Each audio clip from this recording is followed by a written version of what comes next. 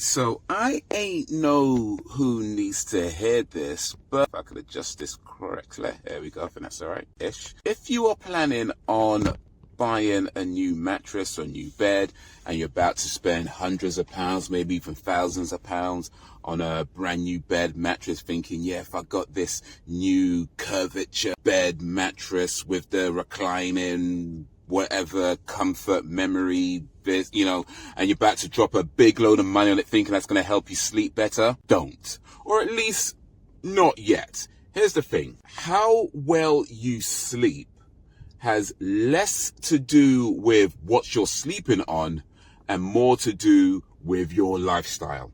So if you're currently getting bad sleep and you want to buy a new mattress or a new bed thinking that's going to help you get better sleep, you may want to check a few things first before you spend hundreds of pounds, thousands of pounds on a new bed, and then you still can't sleep well anyway, right? So you may want to check a few things first. Now, if you've got like spine issues or hip issues or any kind of bone joint issues, that means you need to be in a particular position, then yeah, you might want to get a new bed or a new mattress to help facilitate that position so it's not causing any unnecessary discomfort and pain.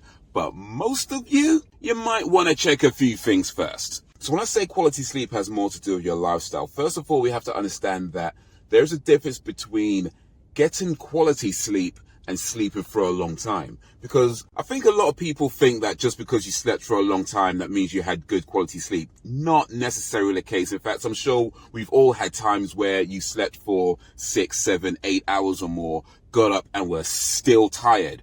That's because you had low quality sleep. Now, the ideal scenario is that you have long sleep and quality sleep, but you need to know there's a difference between quality sleep and long sleep. Just because you slept long, don't mean you slept good. So one of the obvious things to check is not drinking coffee too late in the day. It also includes tea, hot chocolate, pretty much anything that has caffeine. Caffeine stays in your system for up to about 10 hours. So if you're having coffee at 4 p.m. and then trying to go to bed at 10 p.m., you still have caffeine in your system. So what that means is you can still fall asleep.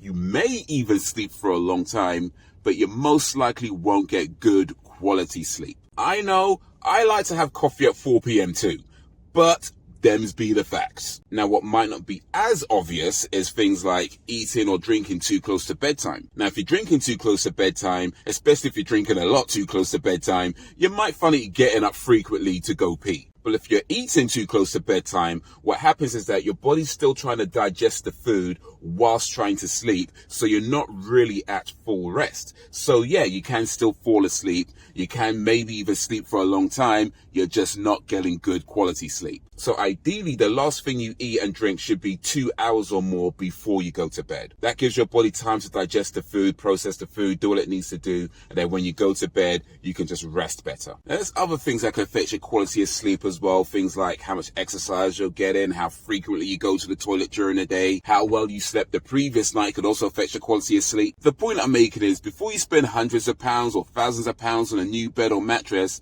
you might want to check a few things first, because you could save yourself a whole lot of money just by making a few adjustments to your lifestyle.